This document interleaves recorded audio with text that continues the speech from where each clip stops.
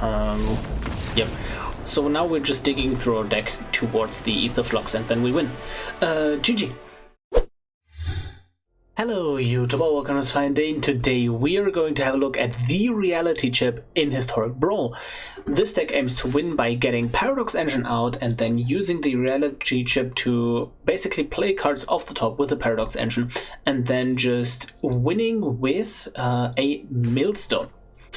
Because we actually have to win, and this is not paper. I included a Ether Flux Reservoir, but in theory this is a card you want to cut from a deck, I feel like, but it just makes killing way faster. So how does this work exactly? The reality chip lets you look at the top card of your library at any time, and if it's equipped to something, you can also play those cards, right? Playing means anything, like lands, any spell, you can play them. So now we need a few creatures to attach the reality chip to, right? But that is not a problem. We have 18 creatures in our deck, most of them are 1-drops. And then we have some additional utility stapled onto them. One of the better ones is, for example, Excavated Wall, because if you have a Paradox Engine out and now you play something from the top and now you have a land on top, well, that kind of sucks, right? But you can also just now use your mana to mill yourself for one and then clear the top again and then just try again and try again. And that is the basic concept of the deck. You just clear the top constantly with different effects, and that is also why I think Millstone is the better win condition in this deck to actually kill the opponent with than Ether Flux Reservoir, because this also helps you get there, right? Like, this helps you combo, whereas Ether Flux Reservoir is just a win condition, right? And then at the end we can go actually infinite with an Ancestral Statue, and just returns itself, play it again, returns itself, and just pop off that way. To basically tie the whole thing together, we have some amount of counter magic, but not too much. The reason why we don't have too much counter magic is so we can, because we can't just play the top of the deck if it's counter magic, right? Because we don't have a target on this deck to counter. So instead our interaction is also something like a dive down that gives a creature we control hexproof, because we can just play that from the top and it's still like we can just play it as opposed to a counterspell. And we also have bounce spells, something like an Ether Spellbomb helps us survive, for example. And that is basically it. The whole deck is super low to the ground in order to support combing off of like 1 or 2 mana rocks only when we have a Paradox Engine in play. And our land base is nothing too special. So first and foremost, you might ask yourself, why do we run Snowlands? Well, there is one snow card here, and that is Frost Augur. I have never seen this card being played, but in this deck it fits perfectly because it's a 1-drop that gives us additional utility while combing. So I think that is pretty interesting, right? And we play Fable Passage and Evolving Wilds because these can actually shuffle our deck and then reset the top of our deck to, you know, spin the wheel again. Yeah, this is my take on the reality chip. I hope you enjoyed, and if you do, give me a like and subscribe to the channel. It really helps me out a lot. And yeah, let's do this. We are ready to play against Greasefang, and man, Greasefang is a really fun commander. This has no ramp, but otherwise it's pretty fine, right? I made a Greasefang deck recently, and holy moly, that deck popped off in the videos. You gotta check it out if you haven't seen it already. Anyways, reality chip. So I was busy the last few days.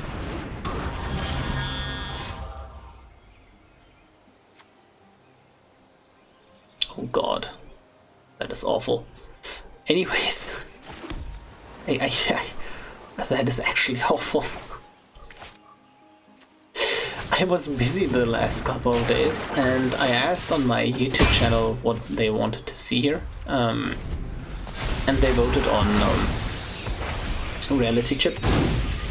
And so I was sure that I wanted to do something with Paradox Engine. So I took a look at a few different builds from, like on my Discord, I have a YouTube channel. I have a channel for like commanders, people request them. So, oh my god, this is... I'm feeling the pressure from this. Do I have a way to remove this temporarily? Not even sure. Yeah, anyways, on my Discord, some people have been brewing up some lists and I took some inspiration, but this is... like, as far as I could see, nobody went all in on the Grease on the Paradox Engine Road, and that is what's this? That's what this thing is trying to do, right? This is fine. I'm not getting hit for too much damage here. We obviously can't combo off while a dampening sphere is in play, right? That is pretty clear to me. The main thing is,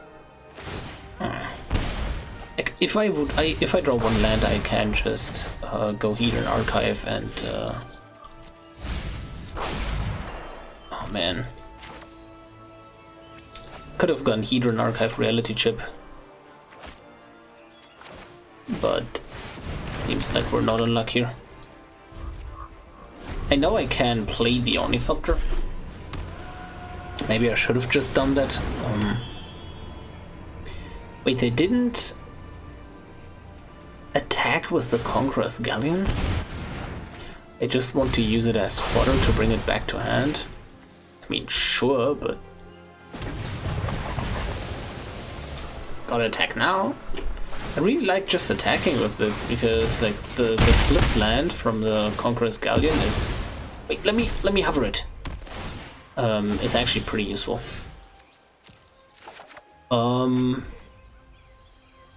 This doesn't... oh no.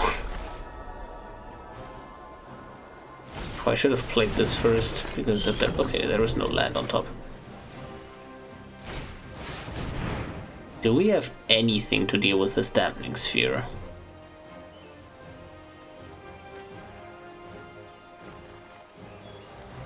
We just don't have anything to beat that, right?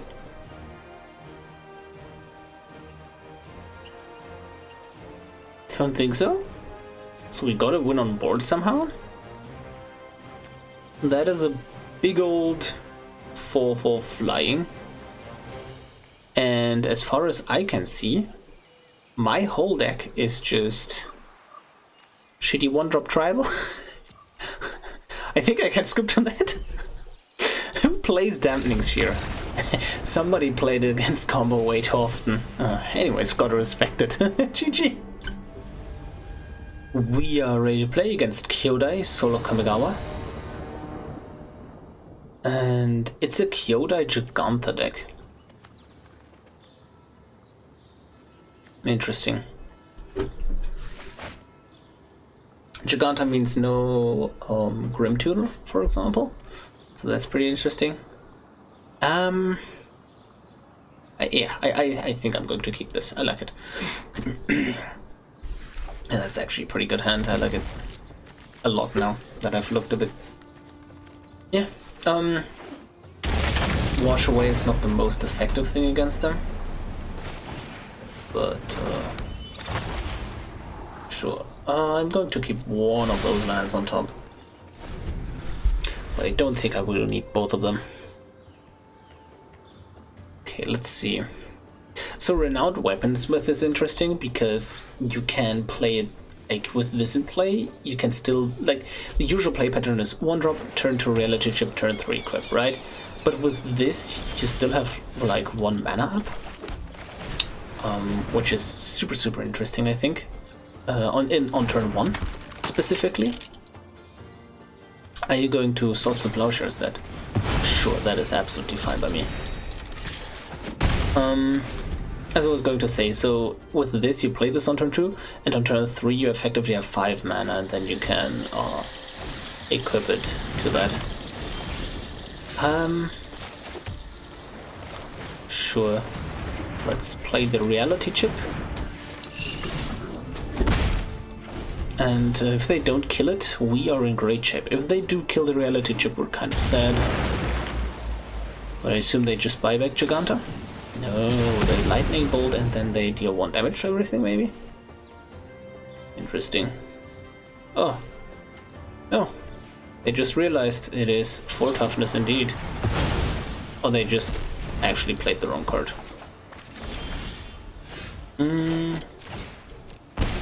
Okay, reality chip again. And I think I do not care about Kyodai whatsoever.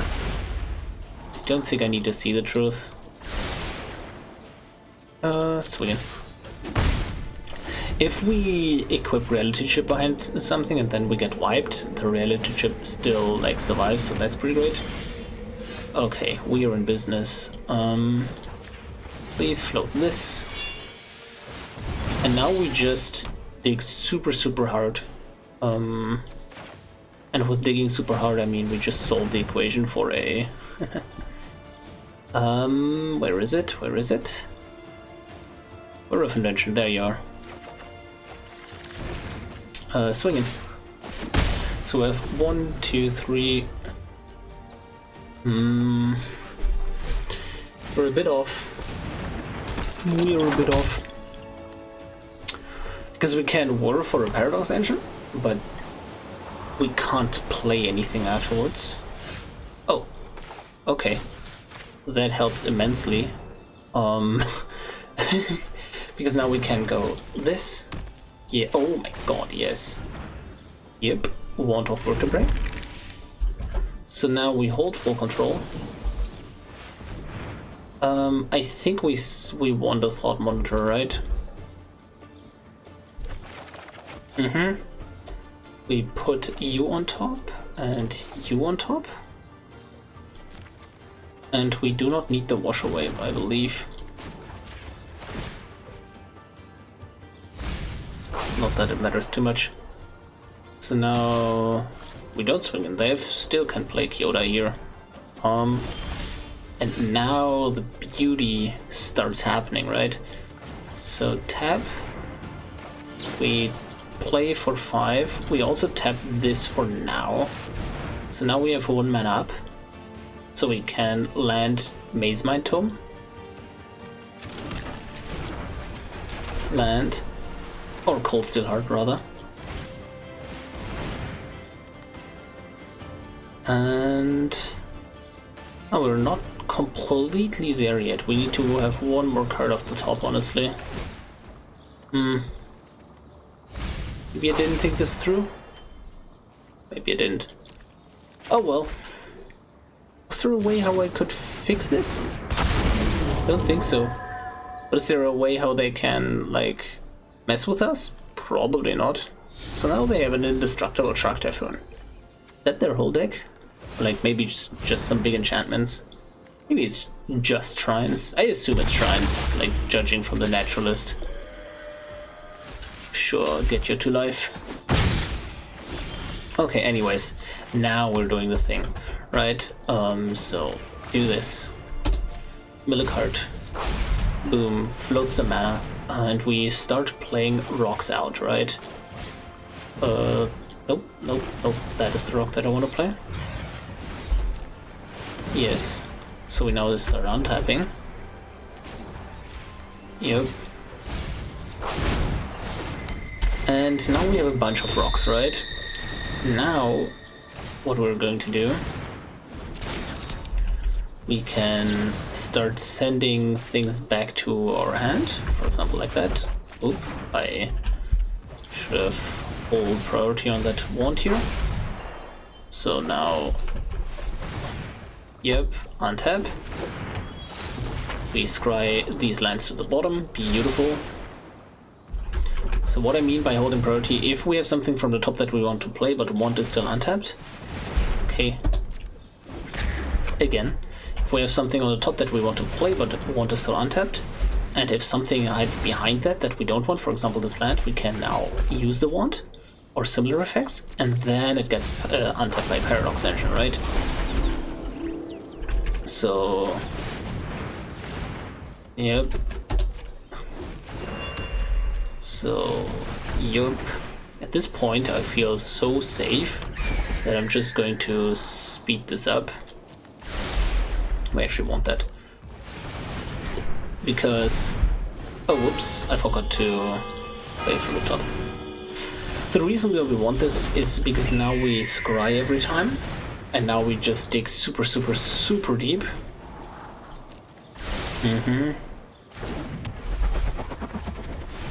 We return our Faerie Seer. We have a bunch of mana here, as you guys can see. Yep.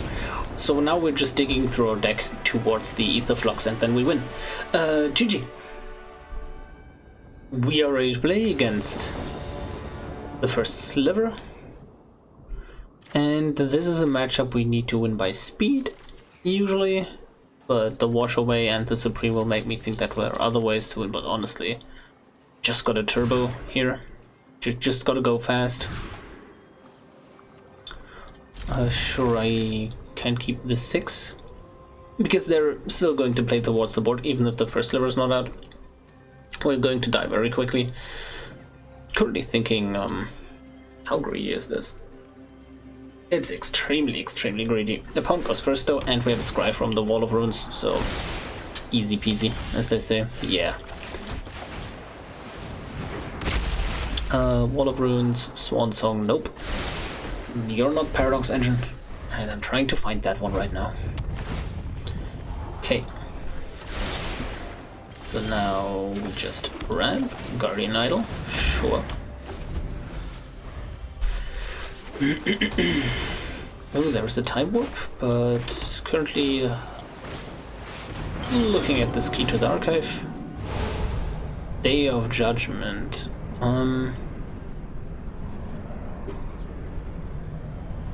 Kind of don't want to wipe our own creatures, but this D-Spark might come in handy. Yeah, I'm going to discard the Evolving Walls, and I think in the next 2 draws I have a land. Oh my god, I'm so good at Magic, guys. Boom. We're going to attach. Boom. Now we are all otherworldly gazing. Don't need any of you. Okay, land. Hope of Ghirapur. Okay. We have this spark for whatever comes down here. If they're a meme deck that just wants to put in something really big here. Okay, that's a trickery. What are you getting? What are you triggering into?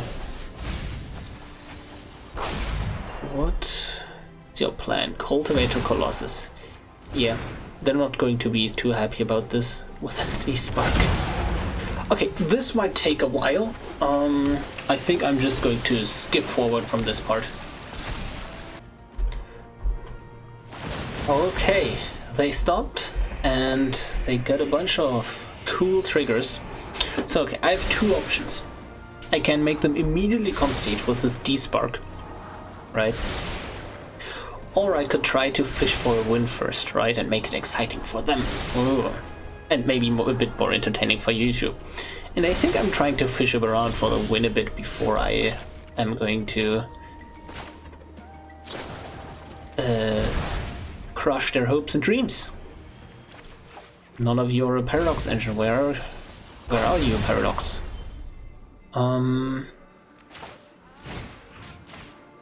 Yep. And swing. Haha. This is going to matter a lot. I could also just stall them one turn with the use your guard approach, which is pretty hilarious. Okay. Yep, scry you away. That is a Larder Zombie. That is an interesting one. Okay, whatever. Hopes and dreams get shattered. Exiled. And will you concede? That is the big question. GG. We are ready to play against the reality chip in the mirror match. Let's see. Yeah, gotta keep it though. Oh my god, I can just mess with them if they have a Millstone. If I have a Millstone. I don't know their top, which is a bit sad. Okay, let's see.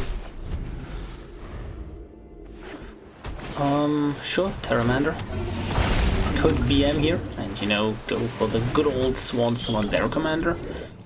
But, gentleman's agreement. So nothing is happening till turn 4, basically. Everything is scripted at this point. Right? Ooh, they're going for a search for Escanta. Spicy today, aren't we? So well, if you're doing that, I'm going to deploy my artifact here. Because I know land is on top.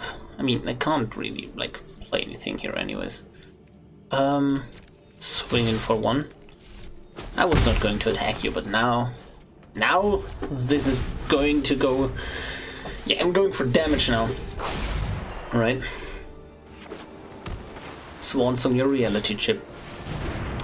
Wait, no. It's not an enchantment.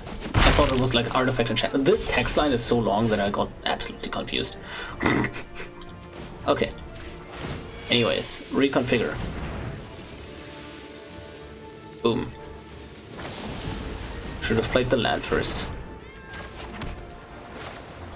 Yep, should have played the land first. Okay. My mistake there. Okay, now we go back to reality, as they say. They could have bounced my reality chip and that would have been even more annoying, right? Yeah, they messed up. It would have cost me more mana. Okay. Okay, reality chip. Boom. This time. Yes. We're going to draw 3 with Sealed Truth because it is not cast from our hand, but the top of our library instead. So that is a pretty good value card, I assume. They're going with Manowar. They're really on the bounce plan here, right? That is a bit annoying. They're not killing me yet, though. I think it's more important for me to get some mana rocks. And get out this... Get this, War of Invention out. Currently thinking if I want to scry away this Chromatic Sphere, how is this going to play out? Because I need to play a creature, right?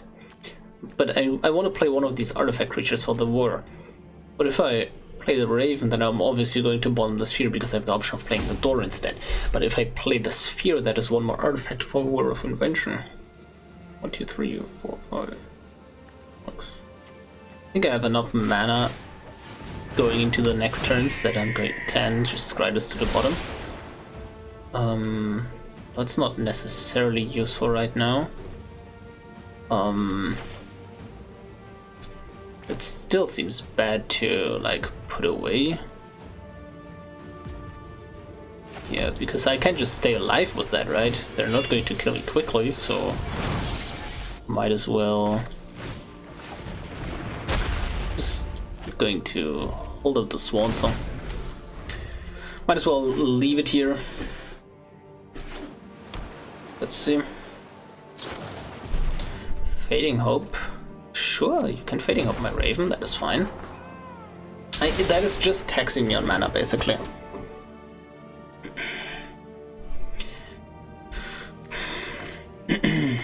Let's see.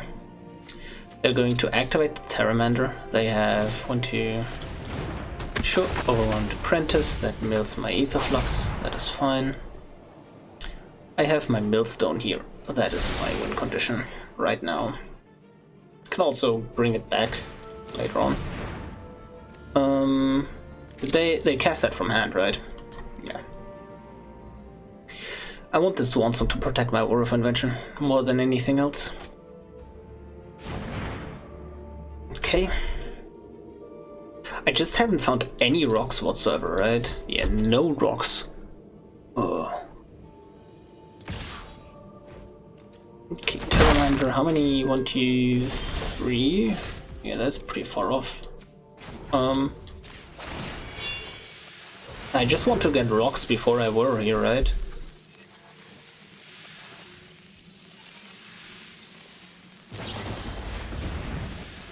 They should return the reality chip here. I'm going to wash away that. It's getting annoying. Effectively. Art evidence. There you go. Okay. They should have just bounced the reality chip in response. That is one less mana. Well, one more mana for me. Omen Speaker, sure. One top, one bottom. Interesting. Silver Raven from the top, sure. They gotta activate the Terramander at some point, right? Magic Mirror, okay. Okay. I think I'm going to start on the Skyclave Relic and then kick it, because like if I were, I can Swan Song and then pop off on the same turn basically. And if I get this kicked relic in, I can actually just get so much value here. Yep, draw. Okay. Still a Raven, I think, is what I lead on. Scry to bottom. Yes, there is a land drop. Neat. And I think I'm supposed to hold the Swan Song? No. Let's hope. No attacks. You're doing your thing, opponent, and I'm going to do my thing next turn. So you better win now. They need double counterspell, but they also, you know, need... Again, Reality Chip is pretty low on counterspells. They use a lot of bounce magic, like Depart the Realm and whatnot, right? Yeah, Serpentine Curve won't do it here. Terramander, sure. And I think that is the win for us, because... No, I don't need to jump. This is just like mana I'm wasting. Okay. Float, everything. We are going to whir. 5. We can also just tap. Oh, it just didn't. Oh, yeah, I need to hold full control. And they just surrender. Oh, GG. We are ready to play against Kyodai. I think we can do better. I always assume it's Shrines when I see Kyodai. Against Shrines I can just be super aggressive. Yeah, this is much better. Beautiful. Inquisitive Puppet, maybe I get an untapped land. Yeah, I think I want that. Do I? Yeah, because turn 2 relative, turn 3 equip is the current plan. And then... Oh my god, are you going to counter this? You're not. Neat. Mystic Forge on top. Mystic Forge is mostly there to clear my top. It's not even that great in this deck. Maybe I'm supposed to cut it. Well. Anyways. You reality chip, attach. And then pass turn. Nice. Nice. Okay. What are you going to do? Let's see. Fabled Passage, cracking for green, probably. Yep, for green. Hour of Promise. Man, I love the Tide, Field of the Dead, Hour of Promise. Elvish Reclaimer package in some decks. But it was pretty busted. Field was pretty strong. But I wouldn't mind if it came back. Okay, let's clear the top. Oh, yeah, we can actually do this. Okay, boom, and I assume I want a solve the equation here, and that allows me to get my Whir of Invention. It's pretty telegraphed what we're doing here, that is the problem, but at the same time, I am not really... I'm not really expecting a lot of interaction from the opponent here. Signet, yep. This is toughness, right? Yeah, okay. So, Go Shintai of Hidden Cruelty doesn't actually kill anything here. And... oh yeah, that's a land.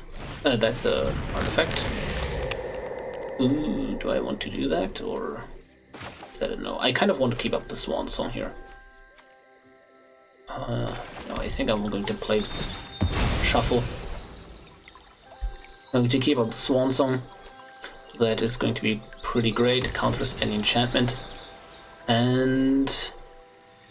yeah, I'm just going to dump a few cheap artifacts onto the field.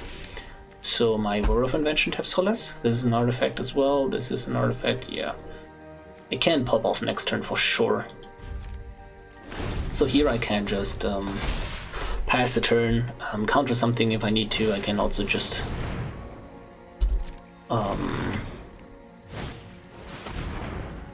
okay, that is fine. I'm going to bounce the Go Shintai of Hidden Cruelty here. Yeah, do it before they get the trigger, and that way they can't mess with the things I'm about to do. Do I want to draw this? I think I guess I do. Yeah. Okay, Midnight Clock happening. Sure. So all full control. 5. Boom.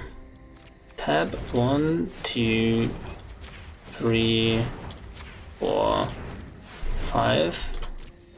Nice. So now we get the Paradox Engine. I'm going to... oh yeah, that is a pretty good card here. Oh my god. And they just scooped to that. Yeah, that was a GG. We are done with the games. I hope you enjoyed them as much as I did. And the reality chap, yeah, that is a pretty fun project we have at our hands here, right? So, first and foremost, to cards like some of these cards, I'm not sure on some of them. For example, Mystic Forge. I talked about this in one of the matches. And it kind of does what our commander already does, but worse. And the problem there is these effects don't stack, right? Like look at the top play, the top thing. However, just clearing the top in itself is actually just so good in this deck that you might want to play it, right? But for 4 mana, that is still extremely expensive. Like, this is, I think, a backup plan if they repeatedly kill Reality Chip over and over and over and over again. So then Mystic Forge becomes good. But if you don't see that happen to you, like, ever, I think you can just cut the Mystic Forge from this deck.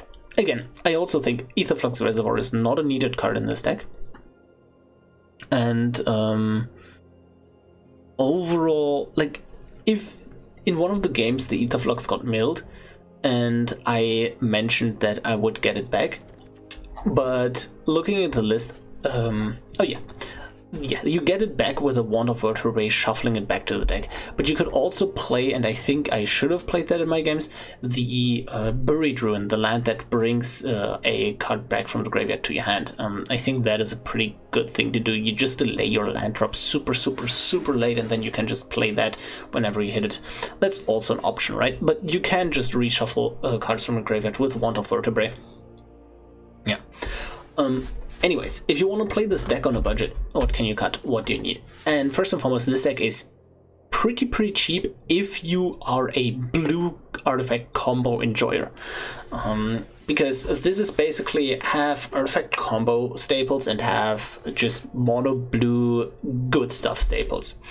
What do I mean by that? Okay, Brainstorm is actually not a card I usually recommend you to craft, and I wouldn't craft it for this deck. Just play literally anything else. Like, this deck has a bunch of flex slots in it. You can just play a few more rocks, right? You can play like the 2-mana Cantering artifacts. There are a lot of like flex spots and just mana rocks that you can just like switch out, and like I think you can just cut a bunch of these cards for cheaper mana rocks and you will be totally fine as well. Anyways, Brainstorm, not needed. Swan Song, good old mono blue staple, just craft it and you have it, right, and you're happy. This can be any 1-drop, this can also just not be a 1-drop, this can be a mana rock, right? Tip is pretty funny, but absolutely not needed. Like, none of these are really needed. Maze Mind Tome is one of the better ones for sure, because you can scry up to 4 times. I know that Seeded Truth takes you 3 cards deep, but like Maze Mind Tome is used in more decks. Mana rock, right? You need a Whir of Invention and you need an Inventors Fair together with the Solve the Equation to get your Paradox Engine, and you obviously need the Paradox Engine, right? I was just testing Tezzeret Betrayer Flash. It never came up ever in any games I played, like for the channel right now or like previously, ever. I didn't see this card, like I didn't get to play it. Etherflux, technically not needed. You have Millstone for that, but if you don't, like, you're unironically going to lose to the timer before you mill them out with Millstone, realistically, and that is pretty awful. Big mana rocks are pretty cool. You don't need the Mystic Fortune. Like, out of all of these, like, I guess you want the mana rocks the most, just to have like big mana rocks, and then Paradox with the search package, and then something to scry, for example, a Maze Mind Tome, right? And then I guess you can just throw an extra turn in there. But none of these are, like, all of the non-Paradox pieces are super necessary. You can just play more rocks, and I think then you're good to go. Overall, I think the deck is pretty cheap because of that, and it's definitely a fun one, because the reality chip does not get matched up against strong matchups, so I think you're going to win a fair amount of games with this list. Anyways, that is it for you today. That is it for today. Hope you enjoyed it, and I will see you in the next video.